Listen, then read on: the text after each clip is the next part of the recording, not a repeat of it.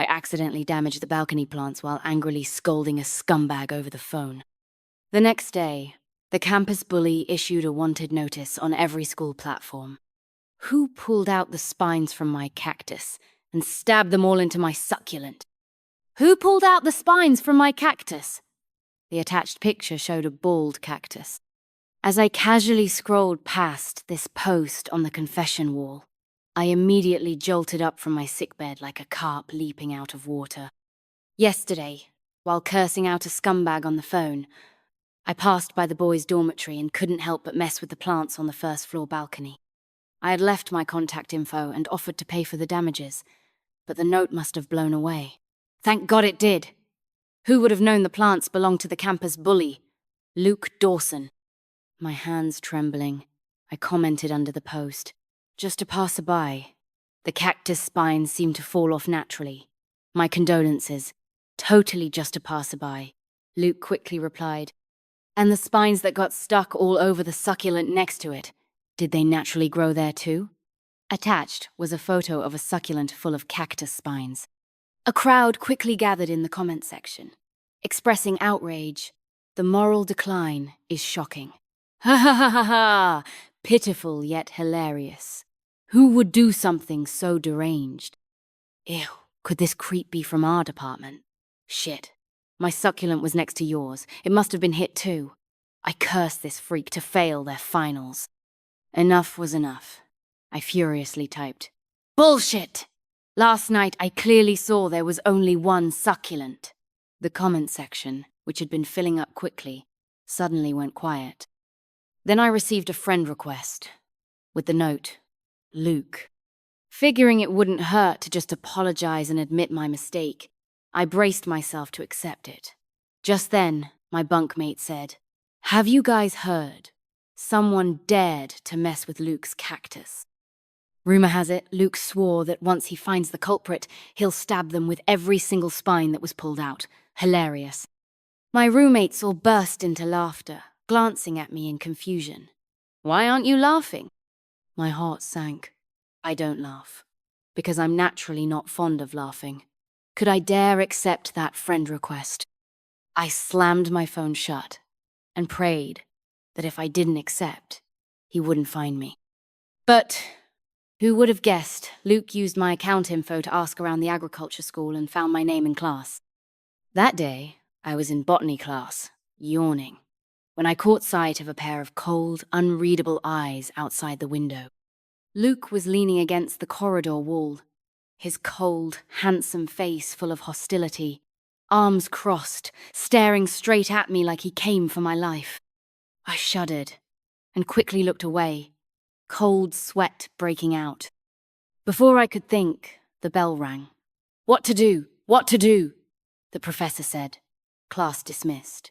My mind raced, and I dashed to the podium, sincerely saying, Professor, I have some questions to discuss. The professor looked pleased and nodded. All right, follow me to my office. I hurriedly nodded and clung to the professor's side, scared out of my wits. But Luke followed, moving from the classroom door to the office door, still staring at me like a grim reaper. I quietly wiped the sweat from my forehead. The professor sipped his tea and asked, What's your question? I paused for a minute, then asked, If a walnut got smashed by a door, can it still help with brain health?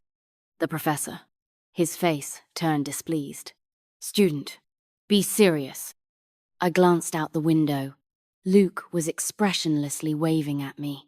Damn it, he's still here! Seeing the professor packing up to go home, I panicked. If I left now, I'd be dead. What to do? Suddenly, the professor's phone lit up. After checking it, he replied to a voice message. Got it. I'll be back for dinner soon. I quickly grabbed the professor's sleeve. Professor, I'm hungry too. The professor. In the end, I shamelessly followed him home for dumplings, narrowly escaping. The next day, I cautiously went to class but didn't see Luke anywhere. Could he have let it go? Before I could relax, my roommate messaged me to check the confession wall. I had a bad feeling and rushed over. There was a selfie of Luke holding scissors, aimed at my final project. a small tomato seedling. Caption: Jennifer Delaney from Modern Agriculture 172. You have half an hour to save your final project. The post was made 25 minutes ago. Shit! I sprinted madly toward the garden. My desperate dash even made it onto the campus gossip forum. Some people falsely claimed I was running toward love. No! It was a life for a life, risking my own to save my little tomato. When I arrived, Luke was squatting in front of my tomato plant, reaching out to poke its fragile flower. I screeched to a halt and reached out. Don't touch it! Luke looked over leisurely. Why aren't you running anymore? I pressed my palms together and sincerely apologized. I was wrong, he sneered. If apologies worked, what would we need the police for? I always pay back in kind. You killed my meow meow, so I'll kill your baby. Passing students gave us strange looks upon hearing that. I said, Are you nuts? Who names a cactus meow meow? As he reached for the scissors again, I panicked. Wait, I can fix it. He paused, so I continued. Your cactus was shedding spines because it was sick. I major in this. I can treat it. Luke was skeptical, but put the scissors down. My heart settled. Just as I was about to reason with him, he stumbled while standing up and accidentally kicked over my tomato plant. Awkwardly, Luke looked at me. I said, You know what? We're the same. Luke. What? I smiled. An eye for an eye. At the campus clinic, the doctor examined Luke's bruised foot and asked thoughtfully, You said his foot was like this naturally? I smiled innocently. Yes. Luke's face turned even greener than his bruised foot. As we left the clinic, Luke said nonchalantly, I stepped on your project. You stepped on my foot. We're even. But you still have to take responsibility for my meow meow and shang shang. I interrupted, confused. Take responsibility for what? For my meow meow. Whose meow meow? Mine. Your... What? I stared into Luke's eyes. Neither of us spoke. Two schemers, neither able to fool the other. Honestly, even though I was furious that night, it was obvious that his two plants were already barely surviving. The cactus was shedding spines because of visible root rot, and the succulent was completely wilted. If Luke didn't neglect them on purpose, then he was simply a plant killer. Besides, who in their right mind names a cactus meow meow and a succulent shang shang? He kicked over my final project, jeopardizing my credits, and now he even wants to play victim. No way! I don't care if you're the campus bully or a damn king. Standing at the edge of flunking makes me your boss. My heart was as cold as a fishmonger who's been killing fish at RT Mart for 10 years. Let everything be destroyed! Maybe my mental state looked too dangerous, so Luke didn't say anything else. That night, lying in bed, I kept worrying about my little tomato. I had replanted the trampled tomato in the afternoon, but I wasn't sure how it was doing now. The more I thought about it, the more anxious I got. Since I couldn't sleep anyway, I put on my clothes and headed to my garden plot. Who would have thought? Before I even got there, I saw a figure squatting in front of my tomato from afar, seemingly trying to do something. My pupils dilated as I shouted, Die, you bastard! And launched a flying kick. Back at the familiar campus clinic, the doctor looked at Luke's broken leg and fell silent again. Was his leg naturally broken too?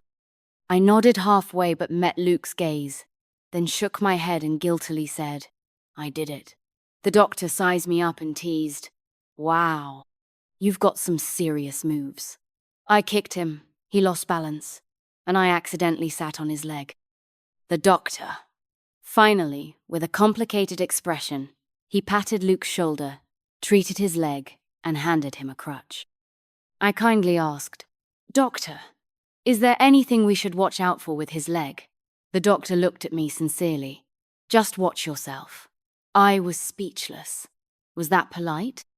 As I helped Luke out of the clinic, the dormitory was about to close. Looking at his leg, my remaining bit of conscience kicked in, and I asked, why don't you give me meow meow? I'll see if I can save it. Luke pretended not to hear. What did you say? Why don't you give me meow meow? Who should I give meow meow to? Me. Give you what? Luke shook his injured leg. I went silent. Meow meow. And shang shang. Fine. Come, find me at the entrance of Shwezi building after the last class tomorrow morning. After that, Luke boldly leaned half his weight on me and made me help him back to the dorm. If he weighs 140 pounds, 139 of it is scheming. He's a real scammer. The next morning, Luke was waiting early at the building entrance.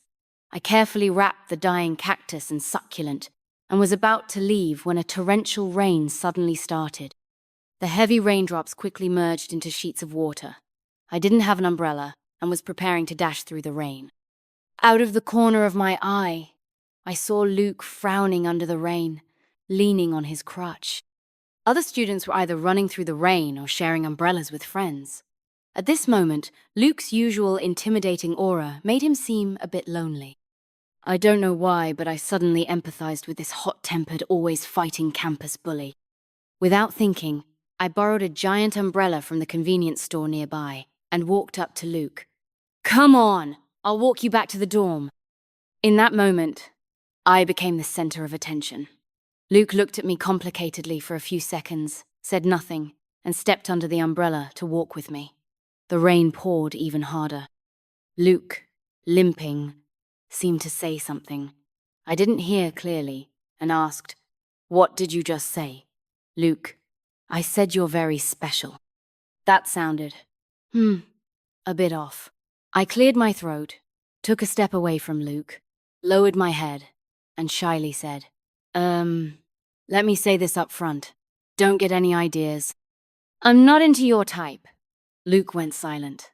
After a moment, he gritted his teeth helplessly. Do I have to call you a weirdo for you to get it? Looking at Luke, who was half soaked because I moved away, I felt complicated. After returning to the dorm, I checked on the plants. The cactus roots were indeed rotting. To understand better, I finally accepted Luke's WeChat and asked, "Did you really take proper care of Meow Meow?" He quickly replied, "Are you doubting me?" With that much confidence, it shouldn't have ended up like this. Luke replied again, "I water it 8 times a day." Me. I can tell you're proud, but don't be too proud. Watering 8 times a day, he was clearly watering the water in his brain. Hard to treat, but not impossible. I cut away the rotted parts and replanted it.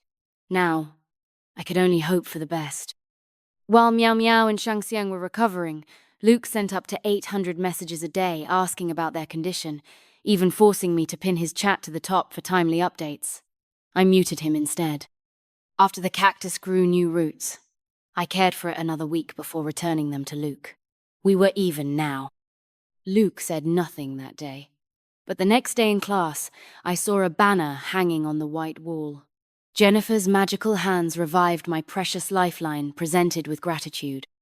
I stood in front of the banner, petrified for a long time. Touched? I dared not move. What kind of nonsense was precious lifeline? Might as well have pooped in the classroom. The culprit even texted, "Did you see the banner I sent?" Me. "You bet!" Luke.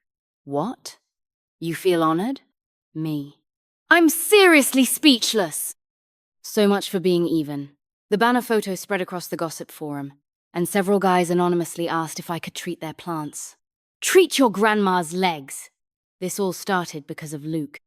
To be polite, I decided to return the favor with a song. The next noon, the campus broadcast played a cheerful female voice. This song is dedicated by Jennifer from Modern Agriculture 172 to Luke from the math department. The voice paused, holding back laughter. It's quite a playful song called "Don't Look Down on Me." Then the spirited song echoed across campus. "Don't look down on me, don't look down on me. I'm so small you can't even find me. When I appear before you, you'll be shocked and scared, Lala. You'll be scared out of your soul." I lay on my bed, listening to the floating melody and my phone blowing up with notifications, closing my eyes in satisfaction. Sweet. As finals approached, I attended a club event on another campus Friday night to earn extra activity credits. When I caught the last bus back, it was so late that I started sprinting as soon as I got off to beat dorm curfew. The school is in a remote area, and there was no one on the streets at that hour. As I took a shortcut to the side gate, a few drunken men swayed toward me, blocking my path. "Hey, little girl, where you coming back from? Don't leave so fast. Have a few drinks with us." Yeah, we know how to treat a girl right. One of them reached for my hand, but I dodged and sneered at the drunks. "If you're this drunk, just find a trash bin and sort yourselves as hazardous waste." As I tried to walk past, the nearest guy rolled up his sleeves to grab me. Before I could dodge, there was a scream. He was kicked a meter away. I turned around in shock and saw Luke's gloomy face. Without saying a word, he grabbed one of the guys by the collar and threw him to the ground.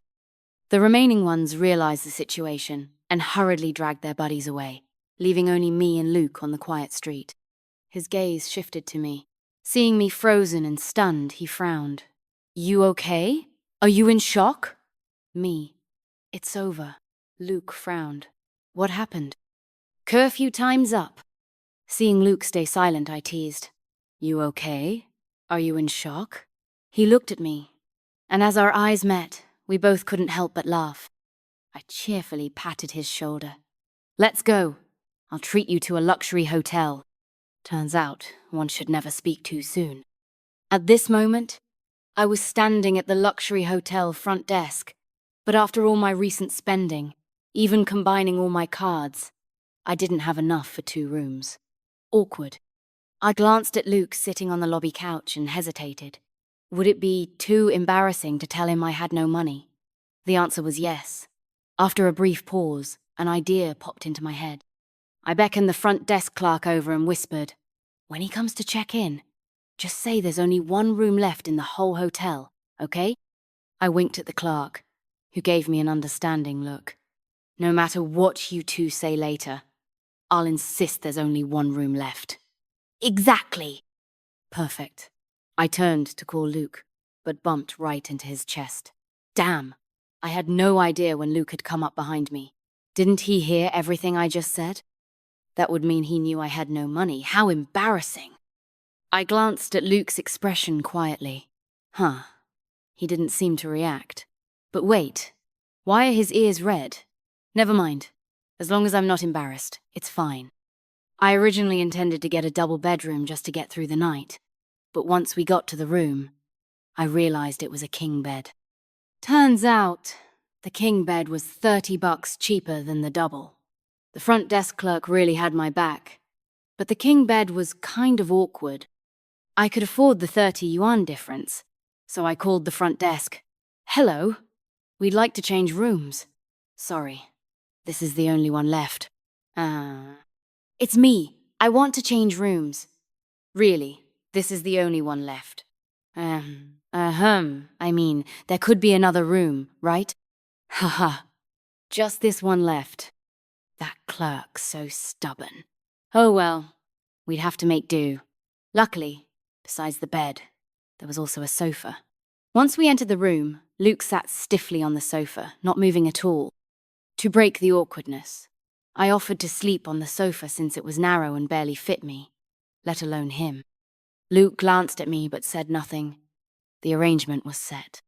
But who would have thought, in the middle of the night, when I got up half asleep to use the bathroom, I crawled back onto the bed out of habit, thinking I was hugging a pillow, and ended up bear hugging Luke from behind. We both instantly woke up. "Ah!" I reached out to turn on the light and saw Luke clutching the blanket, looking bullied. Me. "Don't look at me like that. You're making me seem like a pervert, aren't you?"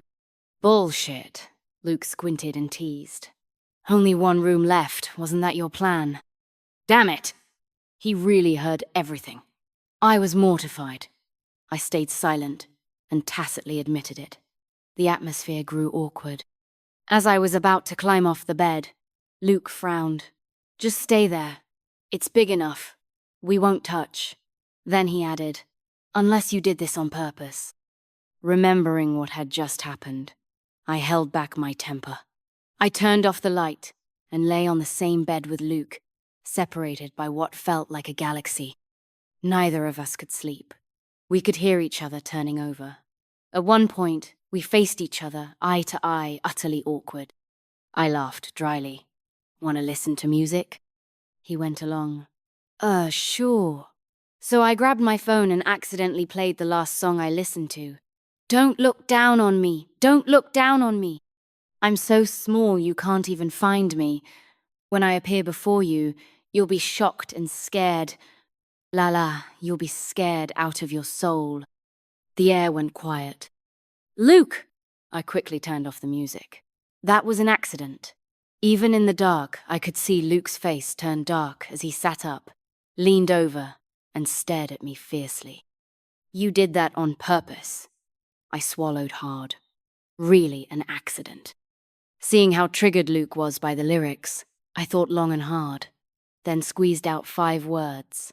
"Believe in yourself, Luke." The next day back at school, Luke was acting a bit strange. I was actually a little afraid of him, especially when I saw him standing outside the classroom window again, looking moody just like the days when he came after me over Meow Meow and Xiang Xiang. The bell rang and students slowly filed out. Luke stood motionless against the wall. The professor was twisting his thermos lid when I quietly walked up and asked, "Professor, is your wife making dumplings again today?" The professor. Failing to get a meal, I headed out. Unexpectedly, Luke stared at me for a few seconds, then awkwardly said, "Wanna grab dinner?" I blurted out, "You paying?" Luke froze. "I'm paying. Let's go." I walked so fast I didn't even notice the brief smile on his face. With my living expenses tight after paying for the hotel, how could I turn down a free meal? I ordered a full plate and kept eating until I was stuffed. Took a break, then continued. Sitting across from me, Luke crossed his arms. "You can stop if you're full." "What are you saying? If even an agriculture student wastes food, who else will treasure it?" Luke said nothing. A few boys in jerseys walked by with their trays and greeted Luke, calling him Brother Yan. Luke glanced at them, frowning. "You guys finished eating?" "Huh?" They were stunned. Their plates still had leftovers. Luke pointed to the wall slogan. "Can't you read? Cherish food. Finish it. Got it." Watching them sit back down and keep eating, I instinctively glanced at Luke. He lifted his chin and raised his eyebrows at me, like a kid wanting praise. Strangely enough, kinda cute. After eating, Luke asked if I was going to the East Campus again. I nodded. "Yeah, the event lasts 2 days. That night I boarded the last bus again and started sprinting as soon as I got off. Near the side gate, I suddenly felt scared. There was no security booth, and lots of drunks. I was afraid of running into the same situation again. I instinctively quickened my pace but was surprised to see a familiar figure squatting under a street lamp at the gate. In the dim yellow light, he wore a baseball cap, a cigarette pinched between his fingers. Luke looked up and saw me, calmly put out his cigarette, got up, and walked toward me. I asked, "What are you doing here?" Luke casually said, "Had something to do. Didn't expect to run into you." After speaking, he walked past me toward the school gate. Seeing me frozen behind, he turned his head and looked back, seeming a bit impatient. "Aren't you coming? Damn, am I a masochist?" Why did my heart skip a beat, even though his tone was clearly impatient? Half a month before the break, my advisor informed us that we'd be going on a 1-week field trip. On impulse, I messaged Luke to tell him. After sending it, I realized why did I even tell him? Apparently, Luke thought the same, waiting for me to continue. I forced an excuse. "Well, I wanted you to help take care of my little tomato. It finally recovered and is about to ripen. I'm worried something might happen." Luke simply replied with, "Oh, clearly, he didn't take it seriously." I didn't expect this plant killer to take care of it anyway, just wanted to find an excuse to talk. But unexpectedly, something did happen. On the 3rd night after leaving, heavy rain hit City A. The forecast said it would be the biggest rainfall of the season. Since the rainy season had passed earlier, I had removed the plastic cover from my tomatoes. What now? I contacted my roommates, but they were desperate too, wailing that the wind was too strong. Many who tried covering their plants had their plastic blown away. I sighed. My poor little tomato really has a tough life. Unable to sleep, I lay in my hotel bed scrolling on my phone. The confession wall was filled with wailing agriculture students crying over their ruined projects. Ha ha ha! Seeing everyone in the same boat made me feel better.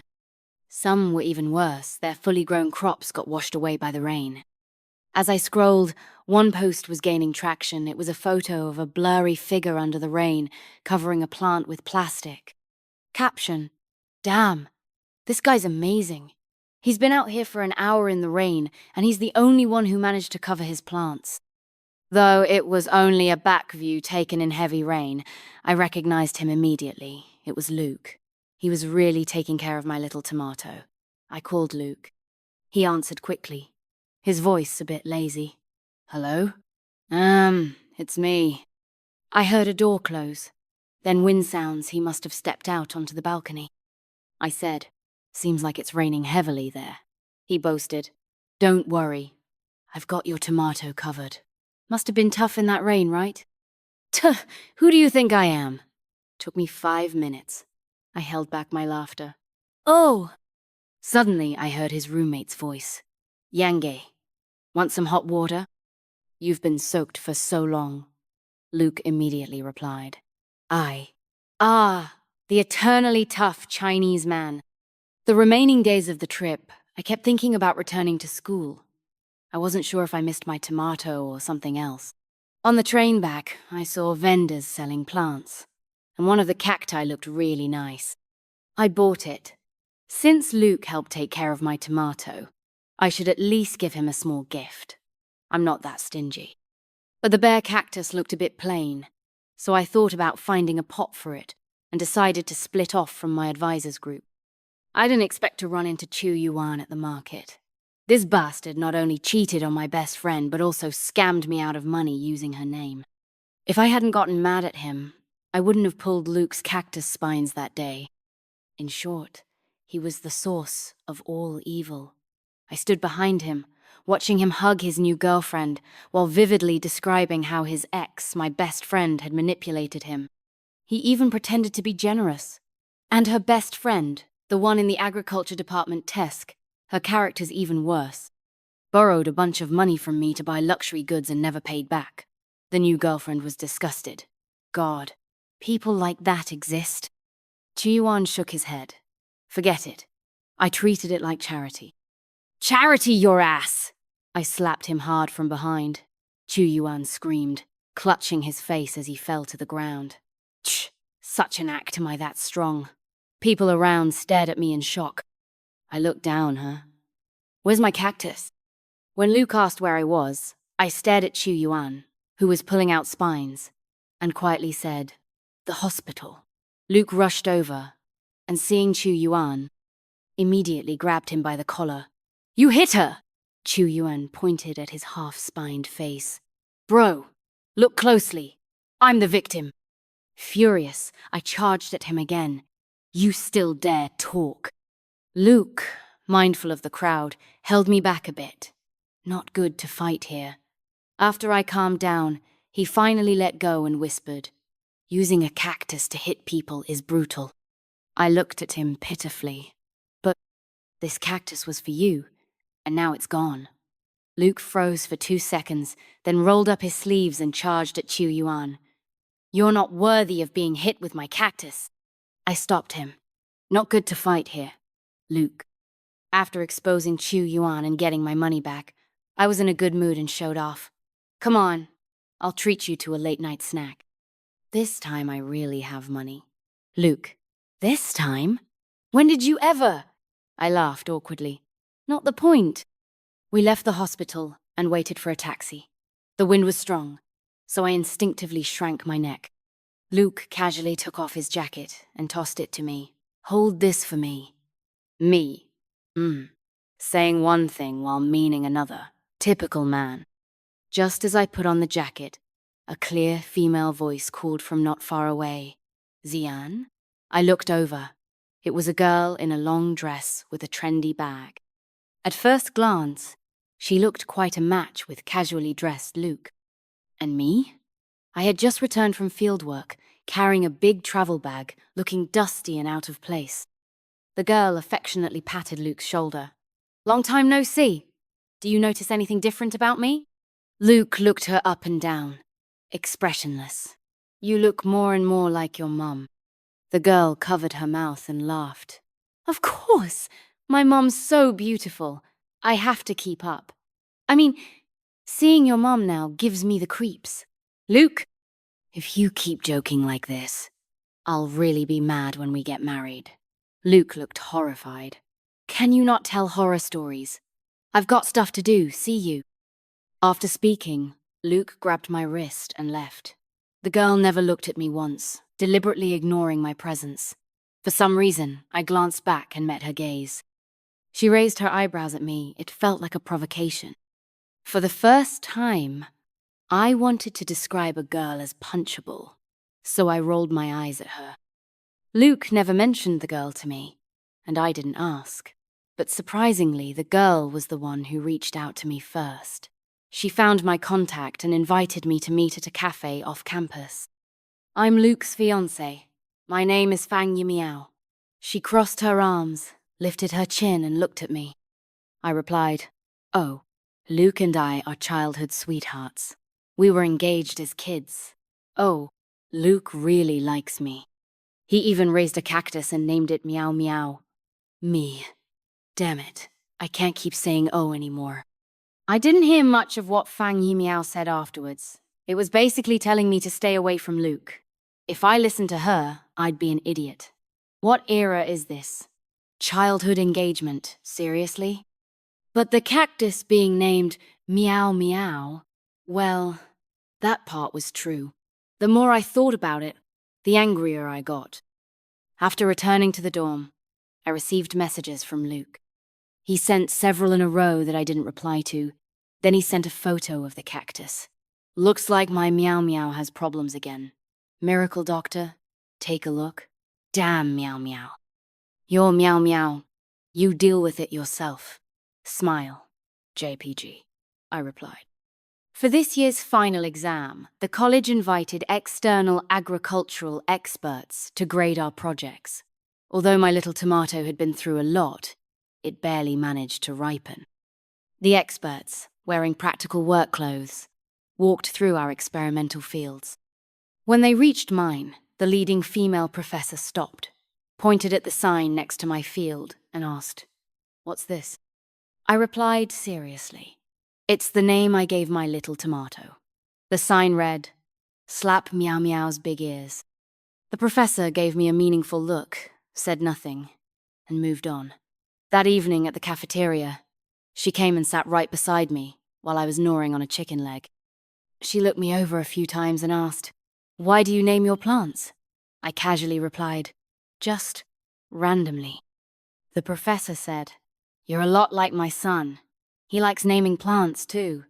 I said, "Really? If he takes after you, he must have good taste. The names he gives must be elegant and unique, unlike Meow Meow, Xiang Xiang, and such. Ew." I shook my head disdainfully. The professor just smiled without saying anything. Then a shadow fell over the table. I looked up and saw Luke. That wasn't the point. The point was, who did he just call Mom? I stiffly turned to look at the professor. She smiled faintly. "Xian has mentioned you, Jennifer, right? Hello, let me formally introduce myself. I'm his mother. My name is Yu Meow," she emphasized. The meow. I froze like I was struck by lightning. I didn't recover until Luke pulled me outside. Then I grabbed his sleeve. "Wait, what's your dad's name?" "Yan Xiang." "Xiang Xiang. Who names plants after their parents?" Luke said it as if it was natural. "That's our family. We even have a bamboo plant named Luke." I had mixed feelings. Luke suddenly asked, "I heard you named your little tomato. What's it called?" Luke said he had always opposed the family's childhood engagement arrangement. He had been fighting it for years. But since the Yan family is influential locally, breaking off the engagement outright would invite gossip. Finally, Professor Yu Miao gave her son a chance. If the plant killer could keep a cactus and a succulent alive for a year, they'd reconsider the engagement. Luke worked hard and was close to succeeding, until I pulled out the cactus spines and stabbed them into the succulent. No wonder he once threatened to stab me with those spines. It was understandable. Somehow, I felt like I was forgetting something important. Suddenly it hit me. My pupils shrank. I grabbed Luke and ran. "Didn't you say Meow Meow had problems a few days ago? Take me to check it right now." Luke pulled me back, and I accidentally crashed into his chest. Luke looked down at me. I lied. "What?" "The cactus is fine. I just wanted an excuse to see you." I froze. Luke continued coaxing. "And you? Why do you care so much about the name Meow Meow and Fangy Meow? Why?" He stared into my eyes as if he was certain he had me figured out. "But no way!" I grabbed his collar, stood on tiptoe, and kissed the corner of his mouth. "Because I like you." After kissing him, I felt a bit embarrassed. Normal girls probably wouldn't do that. Crap, did I scare Luke? As I glanced around awkwardly, Luke suddenly wrapped his arm around my neck, then smiled and kissed me. "I'm already yours." "Yep, this is how you handle someone like Luke." My little tomato barely made the passing grade. The look and taste weren't great, so my advisor told me to handle it myself. I packed a few and gave them to Luke. When he heard they were grown by me, he immediately dropped his basketball and ran over. He carefully picked one out of the 3 tomatoes. I said, "Though they don't look great, they taste okay." Luke didn't even wash it, just bit into it. Someone nearby asked, "Yan, are you still playing?" Luke, "Not playing, eating little tomatoes." That guy responded and was about to leave when Luke stopped him. "Aren't you going to ask whose tomatoes I'm eating?" The guy, "Whose tomatoes are you eating?" Luke gave a lovesick smile. "My girlfriend grew them with her own hands." I quietly covered my face honestly. With how the tomatoes looked, there really wasn't much to brag about. It was a little embarrassing. On the way back with Luke, we ran into my roommate. She stared at the last tomato in Luke's hand and exclaimed, "Damn, Jennifer, you heartless girl. Didn't you say you'd save your homegrown tomatoes for your future boyfriend? I asked you for some, and you wouldn't give me any, and you gave them away so easily." "Easily?" "Not easily at all." I grabbed Luke's hand and said, "As you can see, boyfriend, officially certified."